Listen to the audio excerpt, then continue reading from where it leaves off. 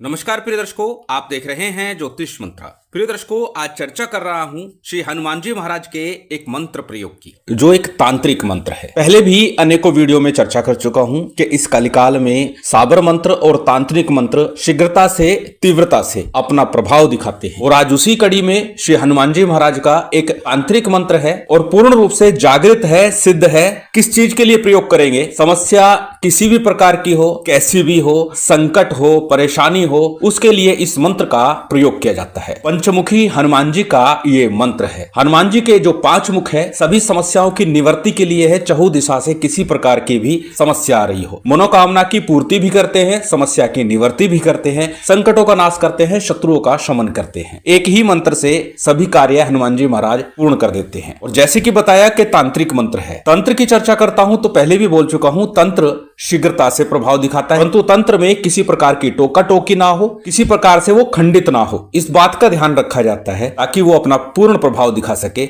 अगर टोका टोकी होती है, खंडित हो जाता है, तो अपना प्रभाव नहीं दिखाता, अपितु कहीं ना कहीं विपरीत प्रभाव दिखा देता है। इसीलिए जब तंत्र प्रयोग को करते हैं तो इस बात का विशेष ध्यान रखा जाता है। आज का जो प्रयोग है तांत्रिक प्रयोग है और इस मंत्र से किसी भी समस्या की निवृत्ति हो जाती है, मनोकामना की पूर्ति होती है, संकट और शत्रुओं का नाश होता है। यदि आप हनुमान जी महाराज के उपासक हैं तो आपके लिए यह मंत्र एक रामबाण की तरह कार्य करेगा, अमृत की तरह कार्य करेगा, क्योंकि हनुमान जी महाराज इस कलिकाल में साक्षात प्रकट देव हैं। और यदि आपके इष्ट है तो इष्ट की कृपा के साथ साथ आपको इस मंत्र का पूर्ण लाभ मिल जाएगा। तो चलिए अधिक विलंब न करते हुए जान लेते हैं किस प्रकार से करना है इसका विधान, किस प्रकार से जपना है, किस सामग्री के साथ इस मंत्र प्रयोग को संपन्न करना है, कब करना है, किस दिन करना है, किस समय करना है, यही सब चर्चा इस वीडियो में है। तो सबसे पहले हमेशा की तरह बात कर लेते हैं साधना की सामग्री की। इस प्रयोग के लिए, साधना के लिए किस प्रकार की सामग्री की आवश्यकता है? हनुमान जी महाराज के निमित्त जो भी सामग्री होती है वो सभी सामग्री लेकर के आप पूजन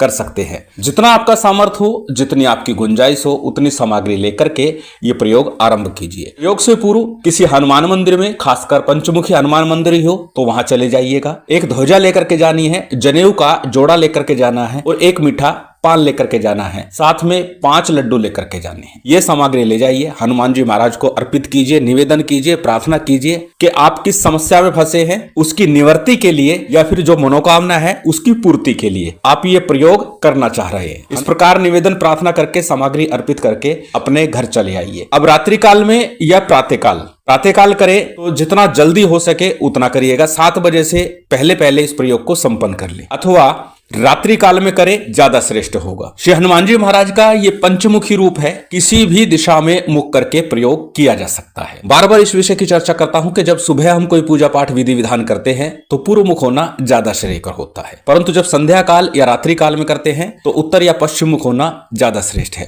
और उसमें भी ज्यादा श्रेष्ठ है कि उत्तर मुख होकर के पूजन विधान किया जाए। परंतु शत्रु मर्दन की बात है, संकट से निवृत्ति की बात है, तो आप दक्षिण मुख होकर भी साधना कर सकते हैं। खासकर जब कोर्ट कचहरी का मामला चल रहा हो, शत्रु के साथ किसी प्रकार का विवाद चल रहा हो, उस समय में दक्षिण मुख होकर साधना करना ज्यादा श्रेयकर होता है। तो किसी भी दिशा में मुख करके आप इस साधना को, इस प्रयोग को संपन्न कर सकते हैं। अब करना क्या है? अपने घर में किसी भी दिशा में मुख करके आप बैठ जाइए। अपने सामने किसी चौकी पट्टे के ऊपर लाल रंग का वस्त्र बिछा लीजिए, क्योंकि लाल रंग हनुमान जी महाराज को अतिशय प्रिय है। लाल रंग का वस्त्र बिछाया, उसके ऊपर राम दरबार का या पंचमुखी हनुमान जी महाराज का, दोनों में से जो भी चित्र उपलब्ध है वो आप स्थापित कर लीजिए। अच्छा तो होगा कि आप राम दरबार का चित्र रखें, नहीं तो पंचमुखी हनुमान जी की आराधना है तो पंचमुखी हनुमान जी का ही चित्र स्थापित कर लीजिए। बात यदि करें दीपक की तो तिल तेल का या गाय के देशी घी का दीपक प्रयोग कर सकते हैं। संभव हो तो आप भी लाल वस्त्र पहने, पीले वस्त्र पहने, अन्यथा साफ स्वच्छ वस्त्र पहन करके साधना कर सकते हैं। अपने सामने चौकी पट्टे पर आपने हनुमान जी महाराज का चित्र लगा लिया, दीपक रख लिया। सबसे पहले थोड़ा शुद्धि आचमन कर लीजिए, उसके बाद दीप प्रज्वलित करके संकल्प ले लीजिएगा, क्योंकि बार बार बोलता हूं संकल्प के बिना कार्य सफल नहीं होता है। इसलिए संकल्प लीजिए। संकल्प के लिए दाहिने हाथ में अक्षत, पुष्प, जल इत्यादि ले लीजिए। अपना नाम बोलिए, गोत्र बोलिए, उस दिन का तिथि वार नक्षत्र बोलिए और फिर अपनी कामना बोलिए,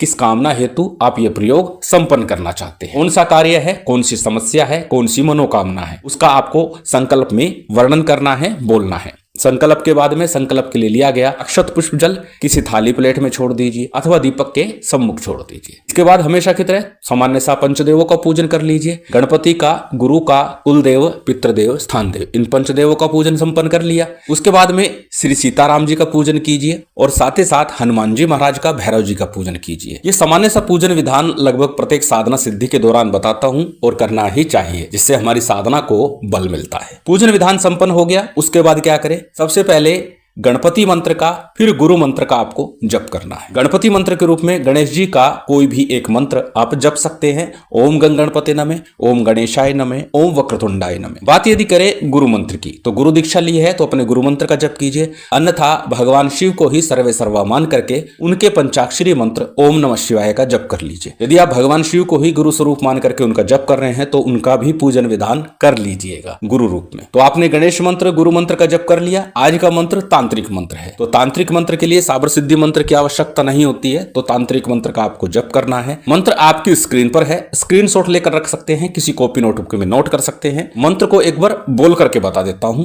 मंत्र इस प्रकार है। ओम पूर्व कपि मुखाय पंचमुख हनुमते टन टन टन टन टन सकल शत्रु संहारणाय स्वाहा। अत्यंत सरल छोटा सा मंत्र है। मंत्र को पहले याद कीजिएगा ताकि जब जप करे तो किसी प्रकार की त्रुटि ना हो। जब आपका मंत्र जाप पूर्ण हो जाएगा उसके बाद श्री हनुमान जी महाराज की, सीताराम जी की आरती कीजिए।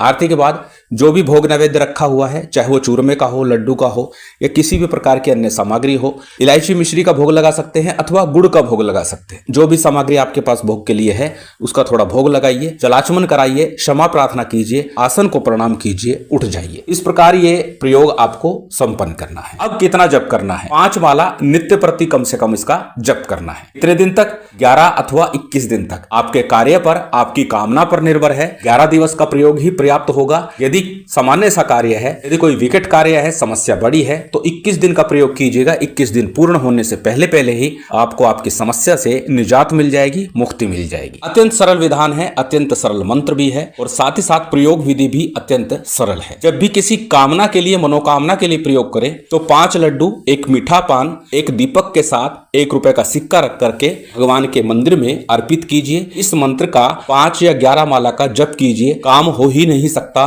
कि रुक जाए, निश्चित आपके कार्य की सिद्धि होती है। बात यदि करें शत्रु मर्दन के लिए, तो एक ध्वजा आपको लेकर के जानी है, 5 लड्डू लेकर के जाने हैं और साथ ही साथ एक जायफल हनुमान जी महाराज को अर्पित करके आना है। दीपक आपको अवश्य लगाना है जब भी किसी प्रयोग के लिए आप निवेदन करने जाएंगे। यदि बीमारी के लिए प्रयोग कर रहे हैं, किसी रोग बाधा मुक्ति के लिए प्रयोग कर रहे हैं, तो लाल रंग का, काले रंग का, दोनों ही रंग का एक धागा लीजिए और उसके अंदर 21 बार मंत्र का उच्चारण करके 21 गांठ लगा दीजिए और वह व्यक्ति के गले में अथवा बाजू में बांध दीजिए। साथ ही साथ इस मंत्र का जप करते हुए उसको जल पिलाना आरंभ कर दीजिए। शीघ्र ही रोग मुक्ति हो जाएगी। अत्यंत सरल विधान है, अत्यंत सरल प्रयोग है, करके लाभ अवश्य उठाइए। श्री हनुमान जी महाराज महामाई की विशेष कृपा आप सभी को प्राप्त हो, यही कामना है। उम्मीद करता हूं आज की ये जानकारी, ये वीडियो आपको अच्छी लगी होगी। यदि अच्छी लगी हो तो कृपया लाइक कीजिएगा, शेयर कीजिएगा। यदि चैनल पर नए हैं तो सब्सक्राइब कर बेल आइकन बटन दबा दीजिएगा। जय माता दी, जय श्री राम।